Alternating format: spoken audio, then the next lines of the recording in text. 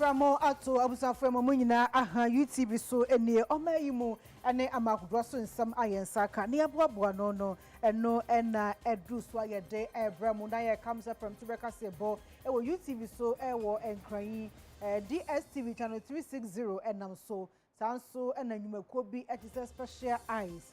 no yensuo emu ode emu eye project and after special drinks and also so no emu gwa ahodo yo ginger malt strawberry bebre kwa aka ho sa enwumako ene afoforo ena aka bom aso yasene ayede pram Tubeka Sebo no ebremu na kasebo no de bedi mu akotin bi enie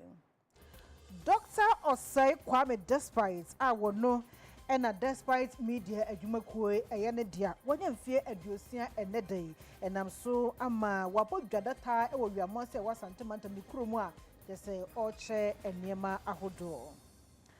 Omampanya bedi akire akasa de ato Ghana fo nyina anim se ebre adusi etumi eyi wodo mu oducha afoforo na afo yetene yensanso emma ebiso omanfo eso na enyimu bebebe no eno nso yehwe na yejai Ghana Health Service for akasa de ato dwa se COVID empanye ni se de hwehwemu adadi se etumi akutia COVID-19 yade ne pa ama ahodo so ensem emu no Ukraine menti ho asene basabasa ekoso no se de yade a America ma no wo pese wo mo etwe Russia ma no ediko Russia edzokwan wei eye ensem Putin ede atu edwa ebusafo wei ene ensem bia ebi eka na editie na edihwe ene aso no so krogia yade ebramo ewo YouTube so ewo enkran abeka junction Midday adi Afia Adutwumwaa Morosa me ana from Tubeka Sebo no Midday ebramo afei emu ensem ankasa enie Dr. Osai Kwame despite wono ena despite media adwumakoi eyene dia onyakopo twedi ampon ede afe baako aka ne mfie ho ama enam so enede wonya emfie aduosia wesu ntino wone ni kromofo me hwa wiamonse ewo asante mantem wonom abodwadata a wonom ehye ho fakase enam so ama opanyikase wote ne nsa ama bi esu akunafo eso ene adoye de wayi papa na yedi kampo atwa ho mfonyini ede akyeremu ebrepamu no mfonyini aka ne nyina no yesan ede bebremu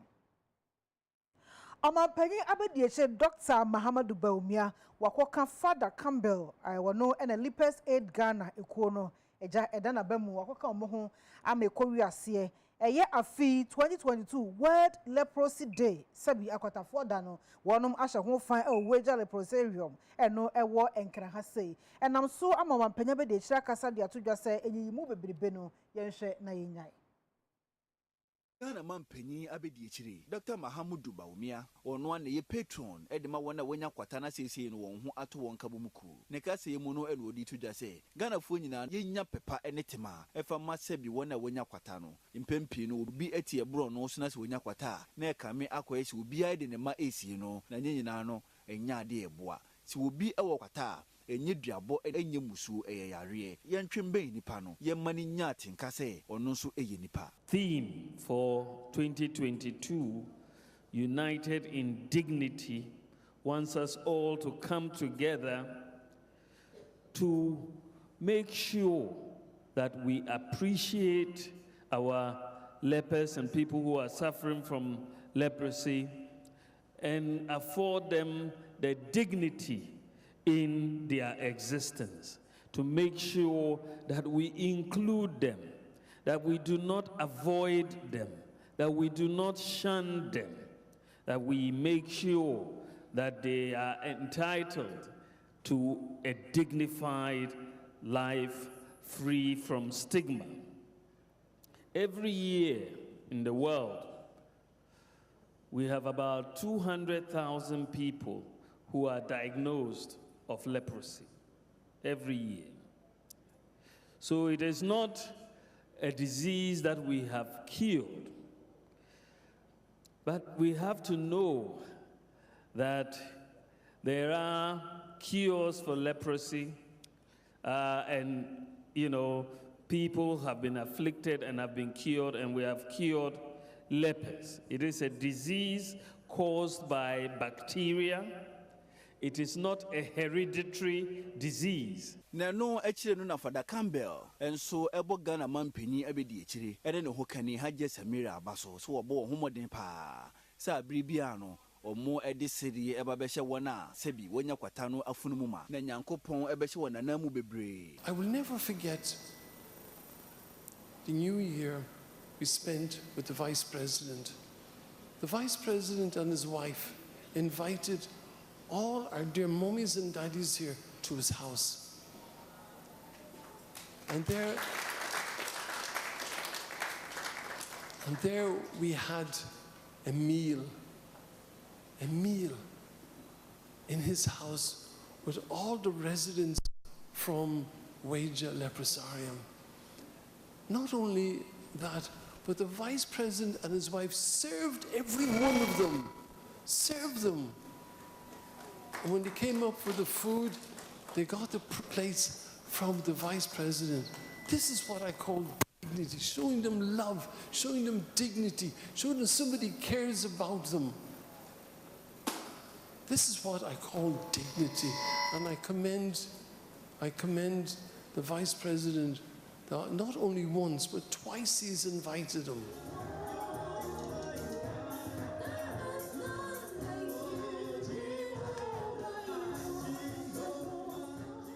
Commissioner share ensomnam adwuma eso no wonom aye de obrin first stakeholders meeting ni bi mekowi ase wom de ato adwafa hyehyɛ ye aso ye no de agu akwan so begina so aboa ama ensomnam adwuma atumi etumpon.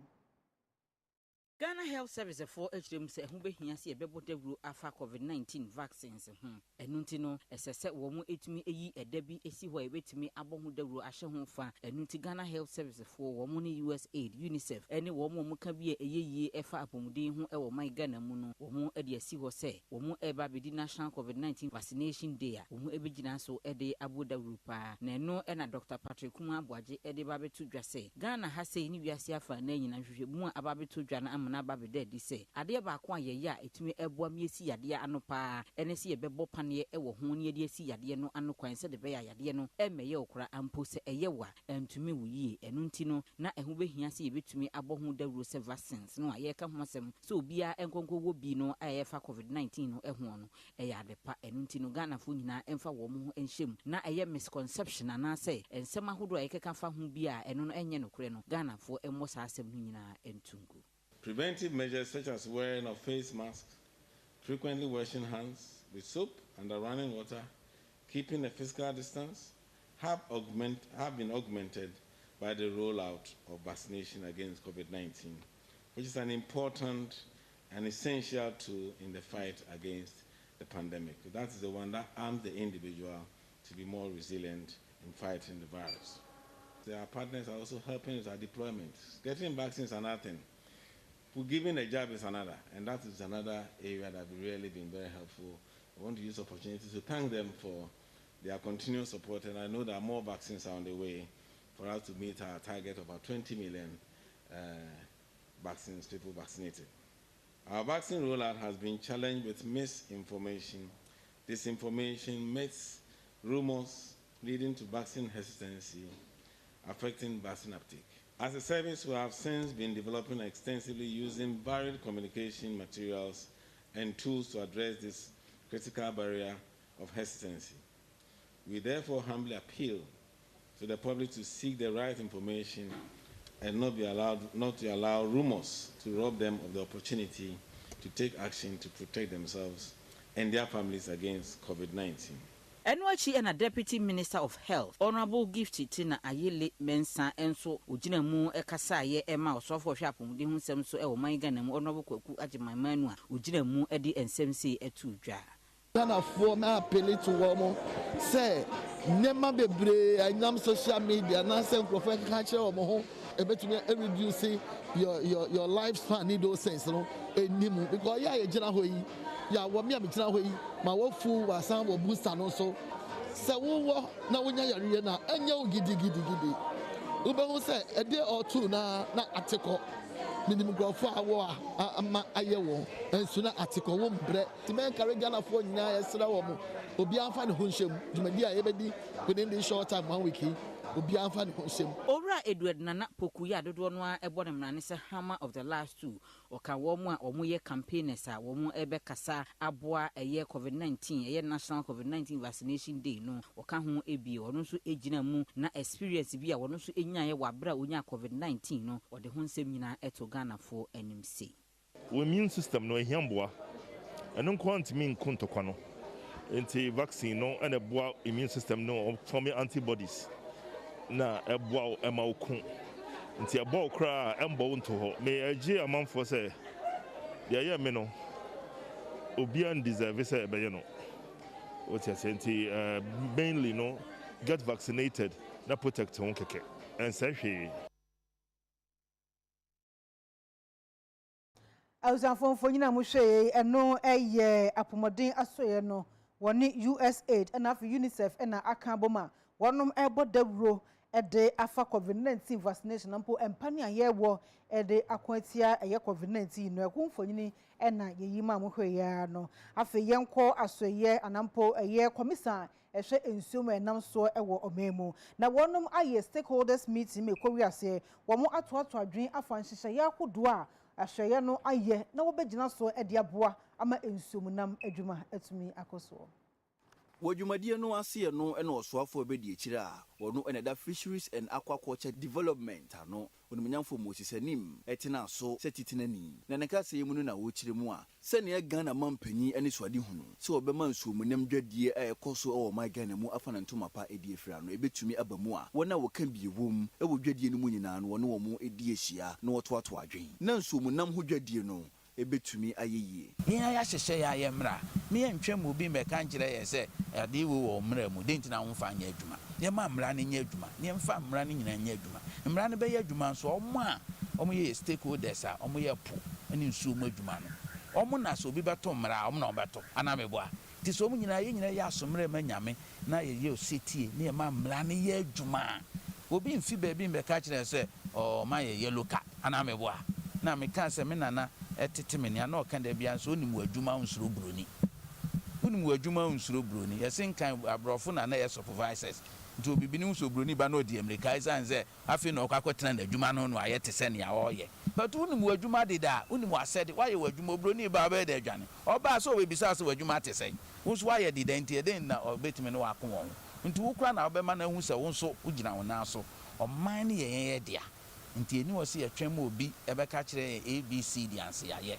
ya sade oswafo no echirimu a sabedwako anipa nso ene wo ma wapa wo mu yi ewoso wotumi eka wadwen bom na wo hawa sasoye no efom nyina no wotumi pa no pomasibire Regional Maritime University no so yegusu pese ye no omudi nsawoso no omudi sa courses no eba ni ya sure mo se yebenya nipa ma o ma be ye course no o ntina je se ministry ne fisheries no ene omo verses ni ade no yebetumi anya kwan short courses short term courses they said this omo close season omo workers Ghana fo wo mu yebetumi de omo makonya nimde wo bra omo ahomgie mu yi by the time omo be 3 months or so no 2 months ne be so no na che se omo nya nti short courses bi wo ha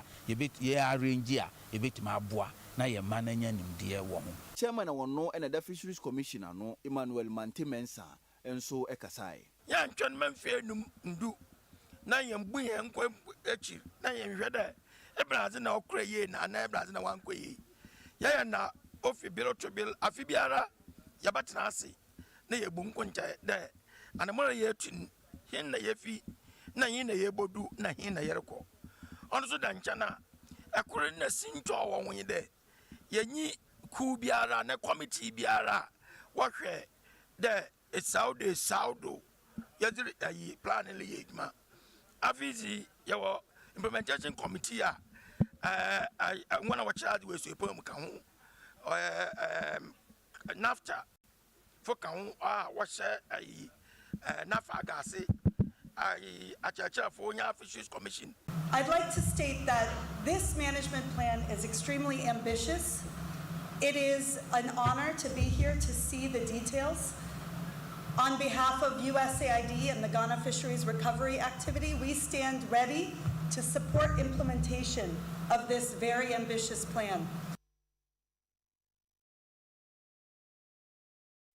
Also for na shapumodin eso a woni onunyafo kwakwa jima menu akasa dia to dwase Pantan Psychiatric Hospital no wasi ebinom ademra aso omunsam akwakwaje omunsa ase aboso nti wontina se nyenhwe ha masa ade ne nkoso pam no twa no se wo mo oje ban do boni friends wo no wo mo etu bi ede afa ayasabia no mo gina so ede abo apomodin nwumafo ene ayafo no ho eban. To ask the Minister for Health the steps being taken by the ministry to address the safety and security concerns of Pantan Hospital staff, which is the basis of series of strike actions on account of allegations of encroachment of the Pantan Hospital land. Currently, the Minister of Health has taken all necessary steps to construct a fence wall around the perimeters of the facility to enhance the safety of personnel in the hospital. In addition to a 24-hour security, a 24-hour security has been provided for the management, staff and patients in and around the hospital environment. And my colleague, I think, is aware of this because at one stage I was consulting him. Mr. Speaker, the Lankwantana Medina Municipal Assembly has also initiated a court process for a restraining order to stop private developers from further constructions on the hospital's property. Again, the Minister of Health, assisted by the Assembly, will ensure that structures without the Assembly's permit on the land are duly demolished, and we are working towards that. Mr. Speaker, the Minister of Interior and National Security have actually posted adequate police personnel to the hospital's police posts. And the Ministry for Lands and Natural Resources is also facilitating us through their Lands Commission to ensure that areas that have been fully developed that they claim is not ours, if that is correct, will be compulsorily purchased so that we will have peace in the facility. We are collaborating with all these ministries in our efforts to restore peace on the land. Thank you, Mr. Speaker.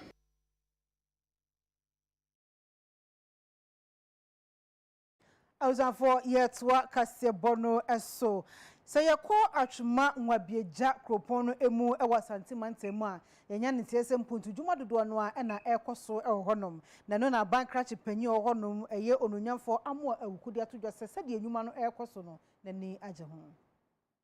Atwema nwabieja anafo emensin mu wasantimantem hampuntunyuma bebre na ekoso ebi eye Tuase High Court awosi afe ejanabia ya eno no 24 seater Tuase Senior High School and wosi diama won 3-unit classroom block any office ka ho store any staff common room eno so nkawe penny na ekoso eno eda nchen a 3-unit classroom block 6-seater toilet ewo aferi Sepasi police station ebuakwa housing bridge any empuntunyuma bebre ejina so ma MC ya wo mensin no emu honorable Amwa Ewuku akwa pro ahwe empuntunyuma senia AC ko ne titru eye 400 kilowatt hybrid waste energy facility ya wonum eye ene akikadro factory wo si ewo jankoba wo si okohu ye no nani age papa se contractor fo ya de contract ne ma won mayire won ho eye adwumaden na wo warehemu se contractors ne bewie no ebra no ama emabu na wo ho anya adwuma aye Jumadi no office kwani di no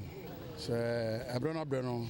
wotra office na wo ye ntoto ye ne hwehwere na awie na osuma se ye nkoni dwuma bi ma wa ne kwan so ano se onso be free office na waba pro na wakọ nyuma hodo no so na wakọ hwese de mo hwehwe no den mu no saa na ekoso pepa tiboti hazi ziripitru pa ne se be kọ various projects na aban ahyase a woye ne ne wawie nyina no ko ne akọ hwese se de hwehwe no nkrata so ne ye hwehwe se omo contractorfo ahodo enye no saa pepe no maye no ebinim de omo krata aba abekire se omo wie yentimi entra office enka se de omo kan no saa na ye fa no enti na o se ye bo anan na yeko nyuma hodo so na yeko hwese hwehwe no a hwehwe no saa pepe no maye no so far I'm very impressed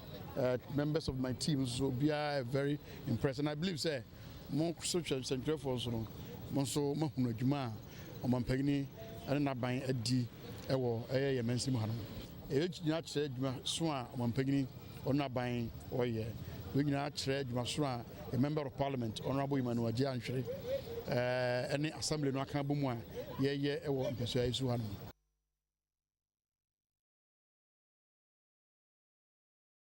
Ghana North Municipal Assembly no wo Greater Accra Mantemu no ababeto dwese demolition exercise no won makoye bi ewo Ofanko Old Barrier runabout won meko wiase empata eye container hudu adwadefo de asam kwa ho no mo ton so ade no wo makwa kodwiri ni nyina egu no mo nam saa kwa no so e de bo adwadefo nankasa ene wa japade ho ban. Demolition exercise a course and dray. A banker chipenny Mr. Sechim Echiremua, or the Bayer Donhurin Num and the Disa Jumadi. Nanina and Yadi of our how be a more son say Ansana no one impeding for the one would dida or honomono and no edican esim cunya ametri akoben crumuse. If you do 31st January Busumimuno, now would be a free honum amo when you want huntia siesa. Inti ebro ko dru honom no na nya de ye den edema won kra na nyina mu no obo wona wapam won nyina fi ho na no ho ba se fa ko de ma wo no won nyina won ko no nko sha ase wo honom foforo ene ma ne akade obehia na ma wona setina mu akoyie de ma wo so no enche bia no obewie nyina e de ama won. We started Jumadi ache fiti last year and na engage e gba before no say na me adoma 31st January e be yom na me charge so abam amaye ye exercise na ankoye gidigidi bia very smooth that before no me ati asesa ampa me share almost several times into omo ankasa na omo ya aware say omo beko 31st January into e ba ye police for and the military for ne tax force for wa ha to exercise na ye smooth amom e ba ya na omo ankasa eyi omo ne ma na emom efe bia mensa wo ti e ba ya na ebi ma ya stubborn kakra. And bass and as a police for our dome, and almost some money. So far, so good. So, to a near, he had Mamma higher clay. I want to now, may man notice in here stores for no more around. Say, we are a mess back. Into the mess room, we all stores were high beer or your side, because as I say, and your member Juma, and your Ghana for something, can name or my Ghana. So I had a man called Food Chum Cromun to Minchum because some more ton there no hoka will be near money good for me so beside the wall. Better it's a bass I net had me by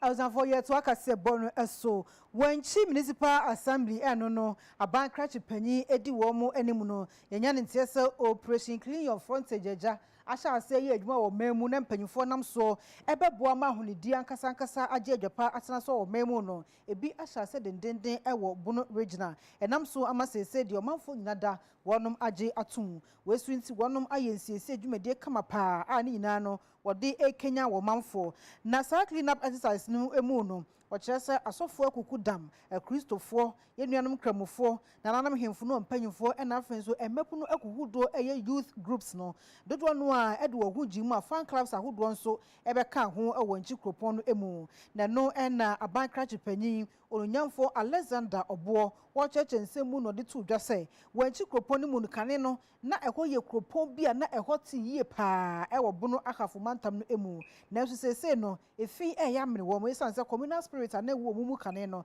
ni nyina amem amayese omanfo eja niema na ode to foma ni nyina no emo ama hunidie hu nsem entumi enkoso na no de atodwase sia operation clean your frontage abano wo mo gina wa tu no mo fan Kenya wo ho sere beya eja kane no na honom eye clean no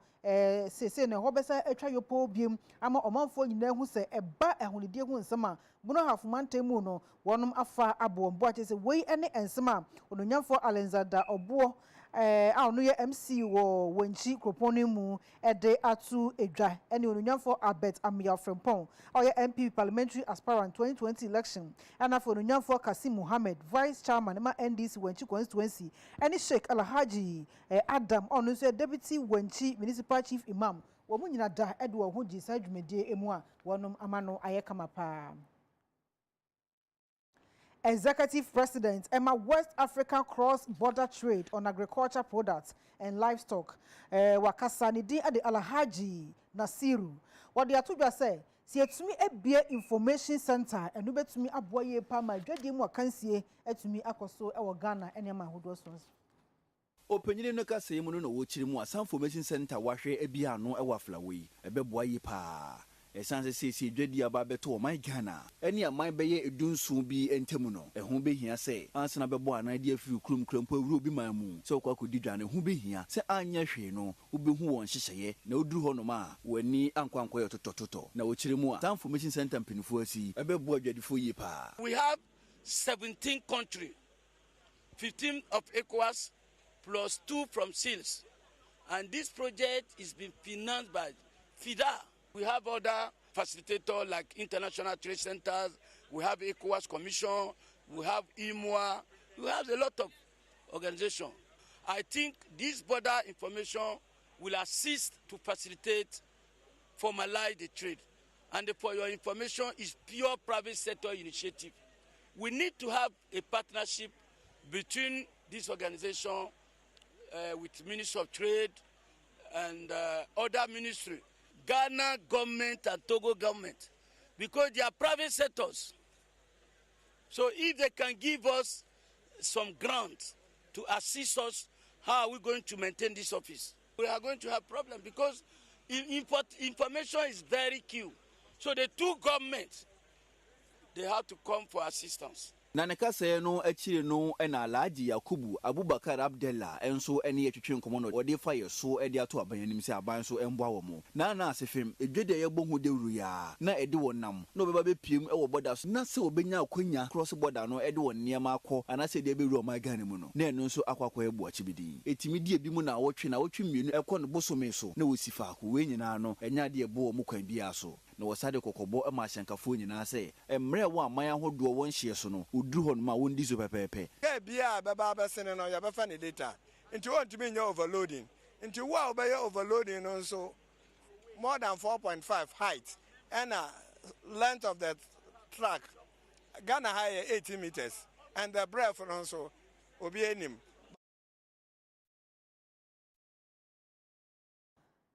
For year to work as a bonus on a call a woman so any in some 27th month say a bon comaka na sma yat no enye anika set monthly ebeka sa e de free go mo apotin na yenya ntie se trotro bi e Toyota Haze e trotro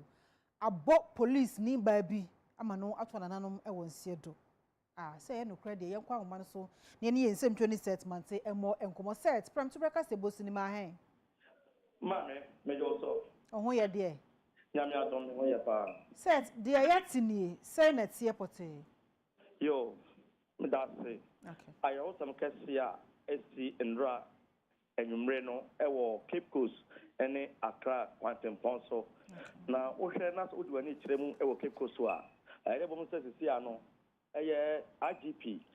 ene Regional Police Command no akabom amasesi ana na akam kanfo eta doso wo kwanso papa enti Cape Coast kwaso nko ade obi ofaso bia be di adanse se onya ko enu kakra na police barrier twen onya kakra na police barrier twen na no enandra enyumre no Accra Cape Coast kwante also Domnase Junction no se me kiremu a wo free aha betra go mu akoti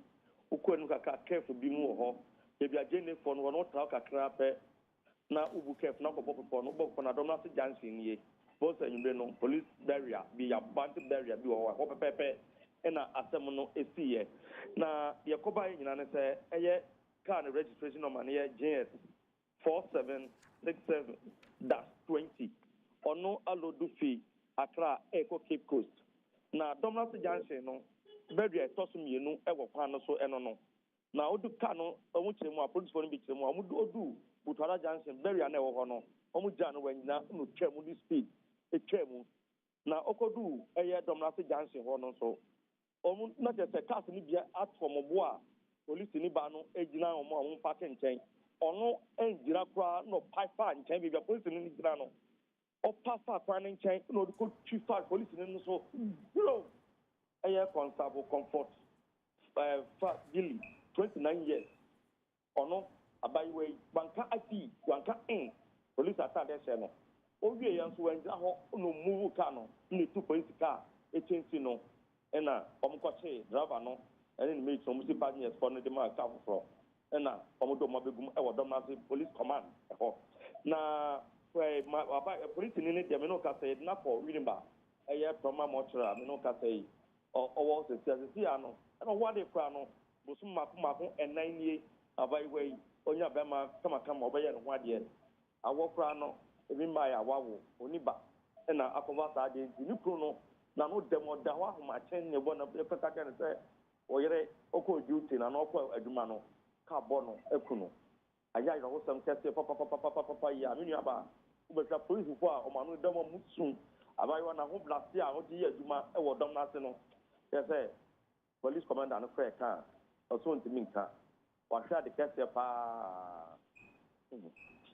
sɛ ɛnyɛ sɛ trɔtrɔ no lusu control oyi fa ho ɛna ɔde akɔbɔ post ni ba no oyi fa ho okɔ a dɔm n'ase bɛbi ano focus ɔmo abɔ ɔmo de ɔmo ayi no kantakanta bi na ɔmo ayɛ ɔmo de si kwan ne sei nti polisifoɔ no so ayɛ na ɔmo gyina kwan n'akyi sei na ɔmo asɔfo no aba ɔno yi fa wei na ɔmo gyina ɔmo no oyi fa ho na ɔde kɔ bɔ polisi ni ba no saa nam wankasa koraa. Okay sɛ yɛbɛdɔ ase yo awusanfoɔ yɛn nsɛm tro ne settlement ama ne bɔ ɛna ɔde akogo na ɔkasa efiri gomu apɔten ɛyɛ car trɔtrɔ bi Toyota Hazer ɛgya wakɔtwi afa post ni ba bi so ɛkum no atoatwe ho nkɔmɔ na ne yɛn nsɛm tro ne settlement ɛbɔ yɛkɔ nsɛm foforɔ emu National Teaching Council wɔnom ɛne wɔn stakeholders a wɔwɔ nwomasua so yɛn mu no wɔnom ahyia wɔdwe wadwempɔ ɛde afa license a daakye bia no ɛwɔ sɛ atichafoɔ enya ansa na wɔatumi akyerɛ deɛ ɛnkyɛ bɛhyɛ ase ayɛ adwuma no ɛho. National Teaching Council mpanyinfoɔ ɛna wɔn de Ghana Teacher Licensure Examination ɛde baayɛ ɛne sɛ ɛnkane no nanka obi ewie Teacher Training College anaasɛ owie suapɔn bi a wayɛ education a ɛnyɛ adeɛ nanka ɔbɛyɛ nsɔhwɛ bia ɛnso mmerɛ ɛkɔ n'anim yi nsakrae pii aba na sɛsi a nhyehyɛ foforɔ aba a wɔn ɛsan aba abɛyɛ ɛno ɛna wɔn yɛ sɛ dɛbi wɔn ne akyerɛkyerɛfoɔ ɛne mpanyinfoɔ a ɛfa nwomasua mu wɔn di mu ntenteman ɛbɛhyia ɛwɔ Kumasi wɔ Asante Mantam a na wɔn so wɔn agye wɔn adwenkyerɛ sɛ dɛbɛyɛ a nsakrae bi na ɛba a akyerɛkyerɛfoɔ no bɛhu sɛ wɔn ne wɔn asi nkonnwa akasa ama wɔn so de wɔn nimdeɛ aba ɛno ɛna UTV nsɛmtwerɛfoɔ kɔpie hɔ a kwankyerɛfoɔ panyin a ɔno ɛna da National Teaching Council ano Dr. Adepoku ɛne UTV nsɛmtwerɛfoɔ twetwe nkɔmmɔ ɛma wɔde nsɛm yi atu edwa saa licensure exams na yɛtwerɛ no yɛtwerɛ numeracy and literacy uwie training na wɔtwerɛ but yɛhu sɛ failing nipa no bebree nti obi hɔ no ma wɔfeili wie a na wakɔtena fie but wabɔ ka akɔ school nti no deɛ ayɛ no sɛ saa literacy and numeracy no wowie SS na wotwerɛ nti wotwerɛ numeracy and literacy na wopaase a na ma wo kwan ama wakɔ ɛteteɛ no wakɔ gye nteteɛ no na wogye nteteɛ no wie a ɛno so nsɔhwɛ mmienu bi wɔ hɔ a wobɛtwerɛ because ɛno deɛ wowɔ SS no woansua nti no yɛntumi ntɛste wansa na wawuram but uwie a wasua wie no ne attest wɔ ho or see test wo hwɛ sɛ ampa ntia na wagye no enough to be able to so obetimi de akɔ classroom akɔkyerɛ deɛ nti saa mienu no wobɛkyerɛ no at the end na saa literacy and numeracy na ha nkrɔfoɔ saa mmere no ɛno deɛ wowie SS a na wakyerɛ wokyerɛ na wampaase a na kyerɛ sɛ ɛho hia kora sɛ wobɛha ho sɛ wokɔ college because wonya kwan but wokyerɛ na nyame boa na wopaase a wokɔ college a wonsa nkyerɛ biem na mmom ɛno nso pa ho a yes, I introduce test preps bi. Yeah, wa betimi akọ online no akọkọsua. Sa test ni ade no. A percentage of the test will come directly from it. We have over you see about 500 questions for each subject egu system no so that we are doing about 2,000 by the end of this year. Na eno no okohwe mu a na utimi practice ni nyina system no correct me catch you say ai they were doing you are ready for licensure exam. Nti ukona akotra Otetere din edema National Teaching Council eye owura Anis Hafa ono so ene UTV nsam 12 twetwe nkomo they hear nansen any computer literacy meaning that in software bi wo or say we on the computer say application forms be also here in the computer so person prepare schemes of work lesson notes you have to do it on the computer. Yeah, time on that, Bibia also chro, what don't say. Nina Paho. And the teacher for no, say, anti computer, that's here. The bay ding in your chancodano. And I know it's a key aspect. The here a cassia a woman is how I by the argument share between our body and my computers. Openya wono and a national service scheme wada ano owura osay SB entry wakasa ede atudwa say nansen digital nsam a womo edi wura wo dwumade mu no aboye pa ama enipa bia no wondin hye national service akatua enwomamu a bosumi bia yetua omoka na eni kwanse eba ne sa no wose de yes digital technology na power ho ntoma ama sika se no nanka wosanka ekodi saafo no kokwa no Omo ensaka 112 million Ghana cedis. Omampenyi abedi echire yewura bawomia eko National Service Scheme for Office ne no na owura SB entry a wo ye kwanchefo ede ema National Service Scheme no ede tudwa chire mu se eye abefo digital na aban ede aba no eye ade bia aboa pa ama sese wona nkomufa kwati kwan so ede ombehye mu no ne nyada afiri ho na afensu sika bia na komutua de ma enkrofo no ne nyada to atwa Ghana yetimi enye sika be 112 million Ghana cedis ede ato ho no mu Ghana mampenyi abedi yewura bawumia so ekasaye ekire hia se Ghana for yaji abefo chihye no atum. First of all, I have to congratulate you on your digitalization drive. That digitization is proving to be very, very effective for you. You and your partners, you are saving this country so far about 112 million Ghana cedis. I mean, that's massive. That's really massive by any stretch of it. And this is just one institution. Right? National Service, just one institution. Now, if you replicate this in 10 institutions, you are talking of almost $1 billion, right? If that is the same sort of situation existing. And then what about the whole public sector? You can understand why we think it is so important to link payroll with the Ghana card, which is essentially part of this verification you have done, and that has chased 14,000 people away, you know, because they were getting money which they shouldn't have been getting, you know, and I think digitization has been able to expose that. So I'm very, very excited and thankful for what you're doing. You are thinking outside the box. You're looking at the competencies of our national service personnel and trying to really use those competencies productively. The architects and all of that going into housing, that's excellent. The accountants going in to help, you know, our private sector with bookkeeping.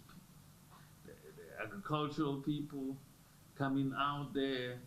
to greenhouses, and they finish. Exim can help them start businesses in greenhouses. For example, with the Dawenya greenhouse project with AgriPart. So I think that you have such out-of-the-box thinking, and this is how we should do it.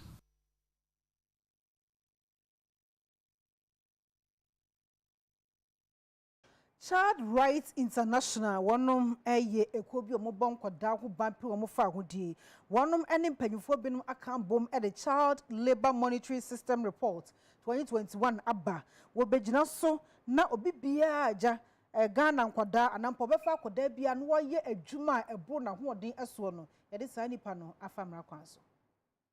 Child Labor Monitoring System Report 2021 Child Rights International for the do mabem no madan wodi ni nada ene se ekwan be fa so ye ni bedi akira yema enkoda enyen krutu djuma na se adwuma ebro ma hoodin so na enne dwumadi no ase no Programs Manager Dima Child Rights International Jennifer Nate ekasa de tudwa kire mu se omone abanu na eka bom aye adwuma ahwese baabi edua koko ene mpoano awodo no yema enkoda nye adwuma moroso na enkofa hawo ema yebeboa enkoda no masetemo tumpon se eba nwumasua sikasam yedie ne niema ebema akora ne daachi ayefe.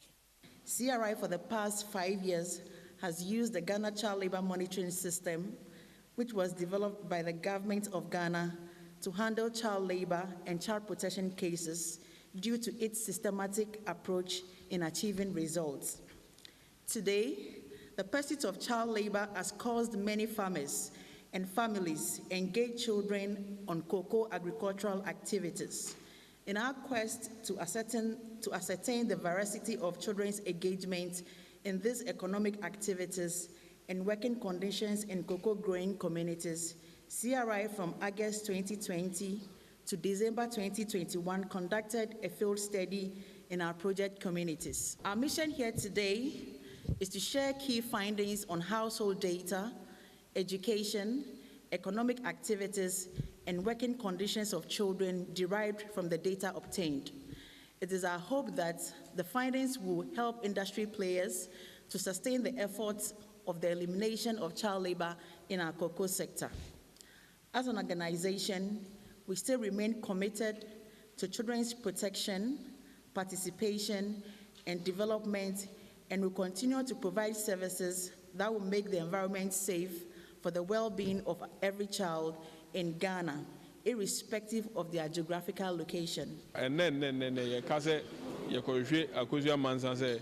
support Benny and Yamana, you be who's acrano, near whom baby or near Juma would in this animal. And you know, and no boy, Emiette Charlie Basso, Sabana Sanswa, so Obi Fronso, a baby Jumana say, or the Mwakoma, a Korebi, who's a Sacrano, or benefiting from support leader. Into no on the next Aquara Ohia and Mwano. Indeed, that's the kind of system you're developing. Now, Charlie Bansonia, the Asebio, you bet me, I can say, you 2 years here. And then Oko if you want, Ubu Charlie Becoso. But near here, they say, then you be the better Aquema, a bit me a boy, Senya Corano, or many more bet you about Beco school. Now, we share